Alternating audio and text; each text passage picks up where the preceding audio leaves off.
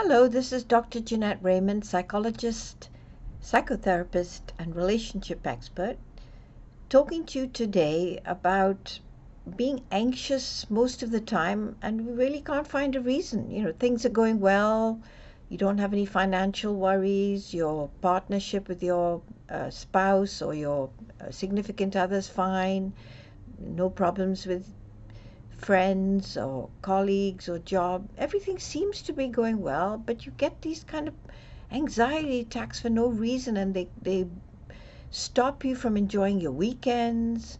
You can't enjoy your time at home in the evenings, or you can't go out. You don't feel present, like you know that you're with people and it's a good social environment, but you don't feel like you're there.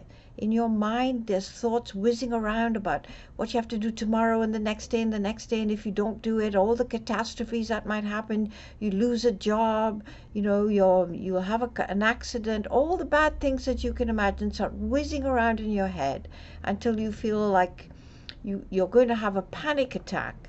So you might try to calm yourself by doing a few breathing exercises.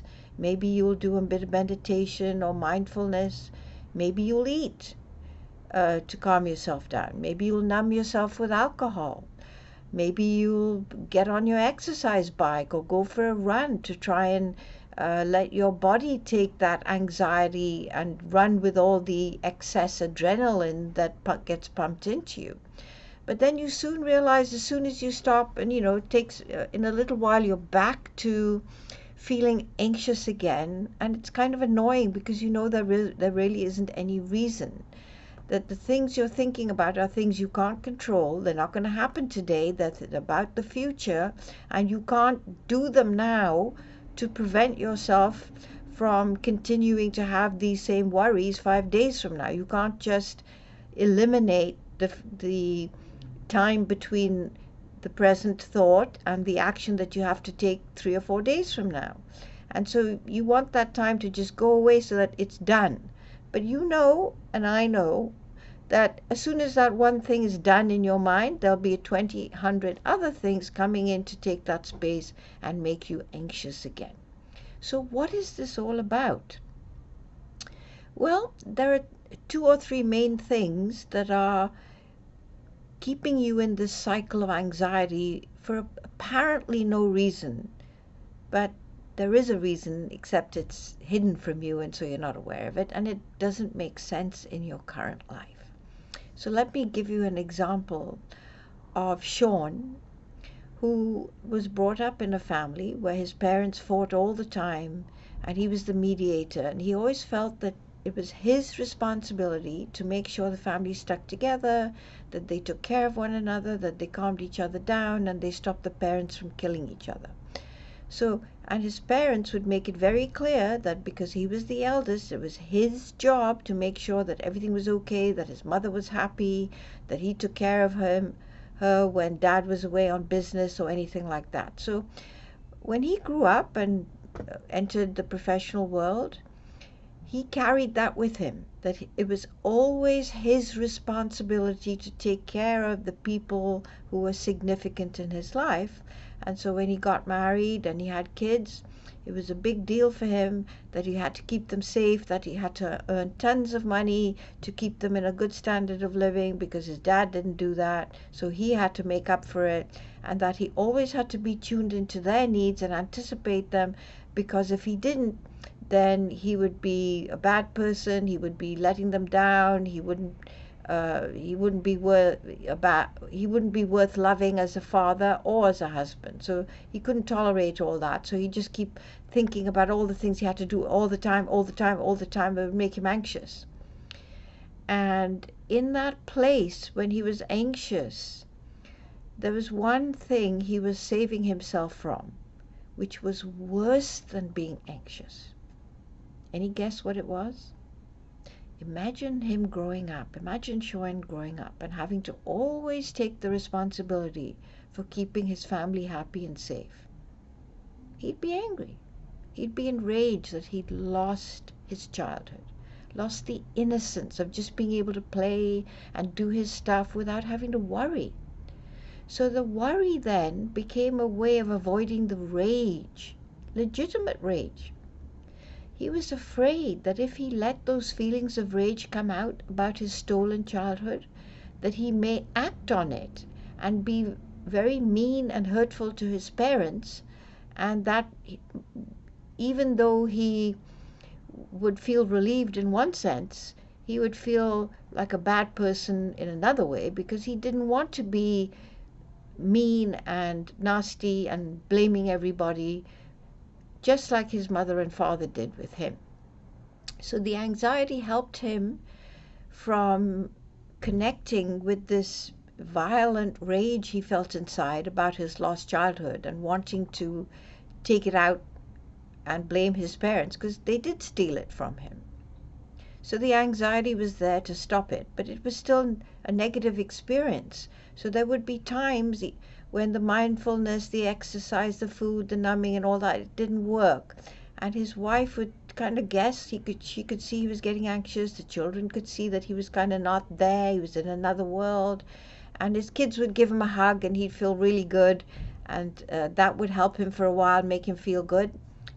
Back comes the anxiety again.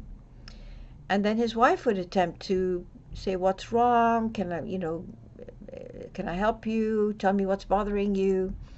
And then he'd start to tell her, and then all of a sudden he would become terrified, absolutely terrified, that she would come in and tell him what to do and take over his mind, which was a feature of their relationship. She was so anxious herself about the fact that Sean was anxious that she kept trying to give him a solution. Well, just do this, just take care of that, or you don't need to do that, I'll do that for you.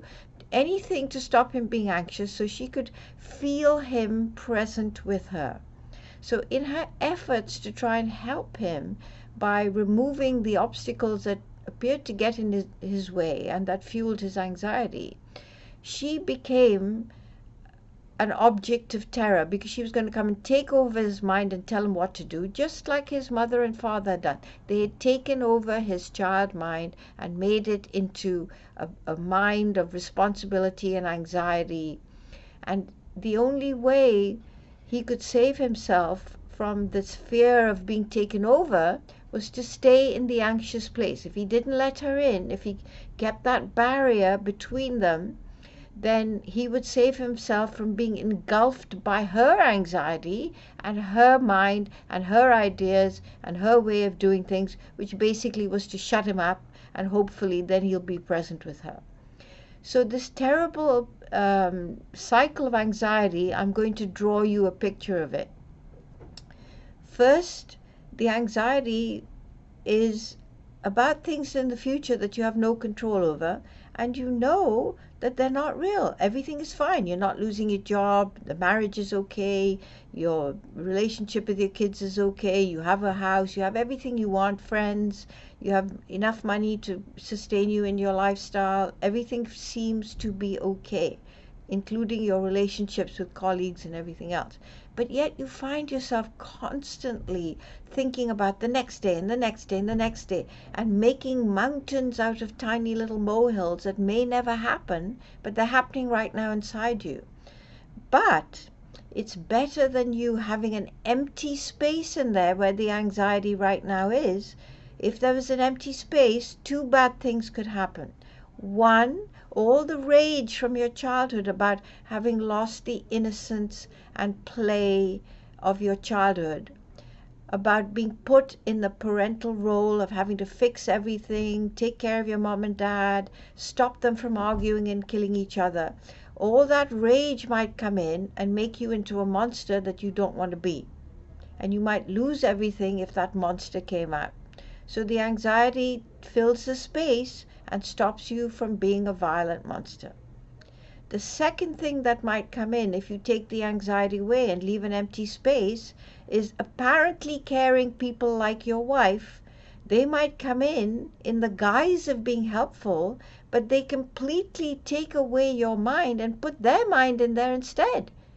And they put their anxiety in there and make you feel like you don't have a mind, you can't think, you can't make choices, you can't choose what you want to do or where you want to go or how you want to live your life. And that is very threatening because that's what your parents did. They kept telling you how to think, when to think, what to think, where to think, and so you have to save yourself from that. And so putting the anxiety in there saves you from the rageful monster that you fear is inside you, and from your wife or partner, whoever it is, coming and taking over your mind and making you into a nothing. So the little good things you have, this, momentary hugs from your kids, or eating or drinking or smoking or exercising or mindfulness or whatever, they don't last because they're not supposed to last. You need that anxiety, otherwise those two other horrors could come and ruin your life completely. So what do you do about this? Well, obviously you have to work on the rage. You have to process it. You have to make it okay that you feel this way and not feel guilty or ashamed that you're not everybody's problem solver and everybody's caretaker, that you're not perfect. And that's going to take a long time in a safe and trusting therapeutic environment. While you're doing that and feeling better about yourself, feeling more confident, then the space when you don't have the anxiety gets filled up with a nurturing connection with the therapist. You feel the nurturing and care, not emptiness. And then you make the possibility of your family being nurturing and caring open. They're no longer threats that are going to come in and take over and ruin your sense of self by putting themselves in there. But first you need to do it with your therapist because that's safe and it's under your control, and only when you want, how you want, and when you want. Then after all that work, which takes a while, you start doing couples work where the therapist can help your partner and you create safe boundaries, be curious about each other, enable each other's choices and ways of thinking and decision-making styles to be okay, not threatening. And that's a different level of work that you need to do. But first you have to do your own work on your anger and your fear about being responsible, having your lost childhood taken from you, and the anger about that, and the guilt and shame that if you dare to be, just think of you for a little while, you're being irresponsible and the whole world is going to collapse. So just to recap, you may think you're anxious for no reason, but you're not, because of the two other things that could come and take the space of the anxiety if you didn't use it as a buffer. You're going to be a monster or someone's going to take you over, and neither of those are tolerable. So think on it, see if that applies to you. Leave me some comments. Love to hear your positions, and see you next time.